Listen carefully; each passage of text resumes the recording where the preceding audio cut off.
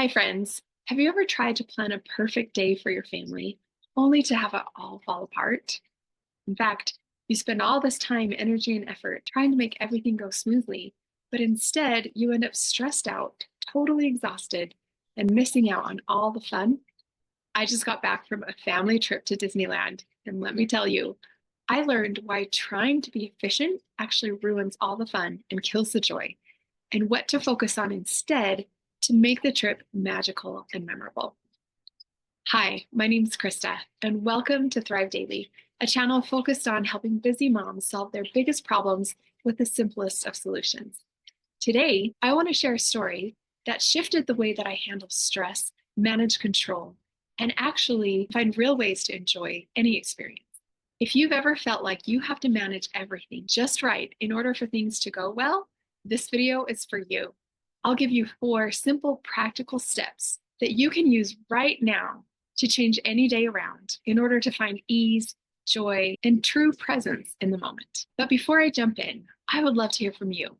Have you ever tried to plan that perfect family trip or other event only to have it backfire on you the harder you try? Or has it ever seemed like the more effort you put in, the more things fall apart? Please let me know in the comments. I'd love to hear your story because this is exactly what happened to me on our recent trip to Disneyland. Now, we all know that a Disneyland trip takes a lot of time and effort and money to plan. And so making sure that everyone has a good time and that it's a memorable, worthwhile experience for the whole family is a really big deal, right? This is how I felt going into this trip. But I ended up trying a little bit too hard. The first morning actually went really well. We ended up walking on 3 rides in a row without any lines. It was great. But inevitably, the crowds grew thicker and the lines grew longer, and using our lightning lane passes that we had spent good money on became the major focus of my day. I wanted to make sure that I used it strategically so that we minimized our wait time and maximized our ride time. Well, by the end of the day, I realized there were some things I wished I had done differently. So the next day, I was even more determined to get our money's worth. I carefully planned each ride. I monitored the wait times religiously so that I could make those reservations at just the right time. Well, it would have worked perfectly, only I realized too late that one of our reservations, the key reservation for the biggest ride, hadn't actually gone through. I don't know if it was the internet problem or just user malfunction, but we didn't have the ride. And by the time I realized it, there were no more reservations available that day. I felt so sick because I had tried so hard to get everything right. And I did. I thought that I did, but it didn't go at all the way that I planned. And I was crushed. Hours wasted, money wasted, all my time and energy wasted. And so I just stopped. I had a good cry. I let myself feel the anger. And then I decided no more stress. And I decided that I just needed to be present with my family. And as soon as I made that choice, that's when the real magic began to unfold. Because I did this one simple thing. I shifted my focus from trying to be efficient, and I just decided to let it be and focus on the joy that was there rather than trying to create the joy that I planned in my head. And then on our last day, we just focused on enjoying the day as much as we possibly could. And strangely enough, that last day, the one with the longest lines and the least amount of planning, ended up being my most favorite day.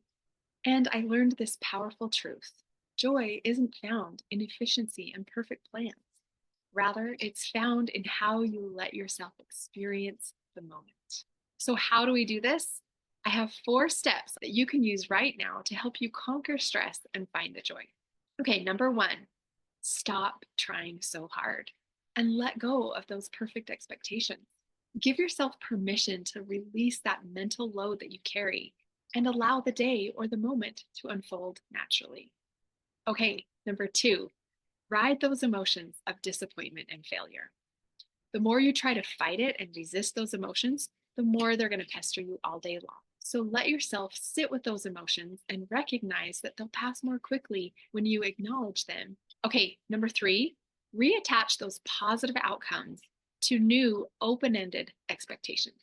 Open yourself up for unexpected joy and ease.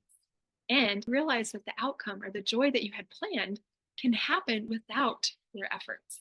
Shift from this has to go a certain way to I'm open to whatever is happening.